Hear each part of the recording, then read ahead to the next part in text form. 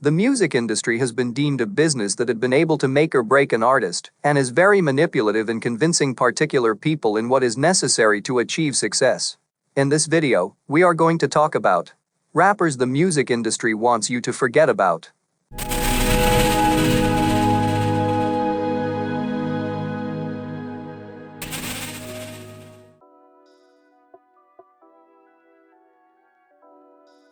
Rapper DMX, as of late, has been placed in the media for all the wrong reasons, as his image continues to be broken down as time progresses.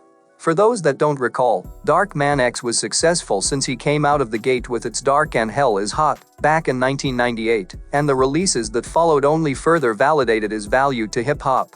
What other rapper from back in the 90s has had their first 5 albums to debut at number 1 of the Billboard 200? Keeping track of X, however, many will come to realize the fact that he never fell on the back of the industry to help lead his way in obtaining his achievements in hip-hop. DMX says, "I'm not an industry artist, I'm an artist in the industry, so I do what the F I want cause no one can finish me." Now look and see how far the rapper has fallen from grace, as nobody seems to remember X as the uncaged rapper that laid waste to opponents, but more of a man trying to hold on to his own sanity and slowly slipping out of reality. What could be the driving force behind his downward spiral? Could it just be easy to blame it on his alleged issues with drugs?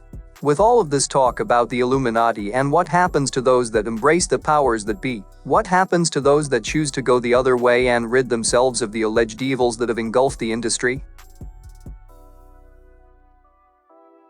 At one time, Chamillionaire was looked at as the future of Southern hip-hop. He was a part of the Houston hip-hop takeover of 2005. Unlike his counterparts, Mike Jones, Slim Thug, and Paul Wall, Cam was looked at as a more lyrical act.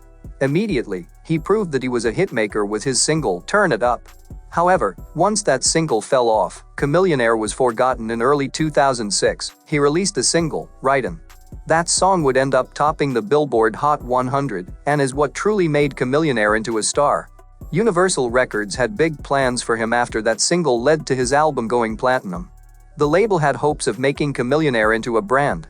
They wanted him to continue making records like Turn It Up and Writin'. Also, Universal wanted Chamillionaire to release a new album every year. Most rappers would jump at the opportunity to become the flagship artist for the entire label group. Chamillionaire did not. When Universal Records asked him to release another album in 2006, Chamillionaire refused to do so. He said that he was not going to rush his creative flow to release another album. Had he done so, he probably would have another platinum release under his belt. Instead, he decided to take his time, releasing an album in 2007. Unlike his first release, Chamillionaire decided to record a profanity-free album. His sophomore album, Ultimate Victory, did not feature any curse words from Cham, but guests, such as Lil Wayne, did curse on their verses. Because of the sharp turn, the album did not sell many copies, and the album lacked a true hit.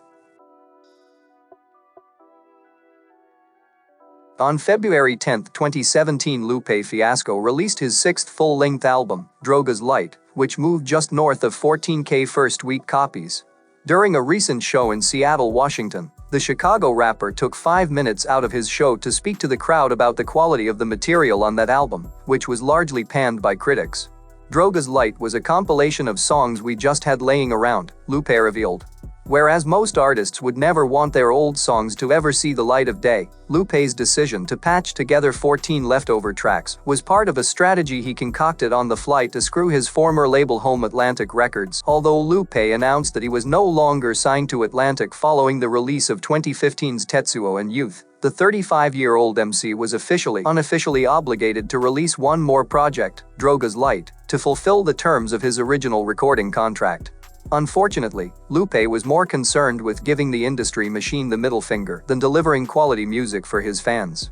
In his own words, "Around lasers, I knew there was going to be some bull. So, I was like, you know what? I will never, ever, as long as I'm on this label, give this label my heart, what I truly believe and what I really feel. Cause I feel like when you work for somebody, they have to show you some love back, show that they deserve your worth. So, since Lasers, I've never really put my all into a project because I feel like Atlantic doesn't deserve it, so I took an L." If you happen to enjoy this video and would like more of this type of content, please consider subscribing to the channel. We upload weekly.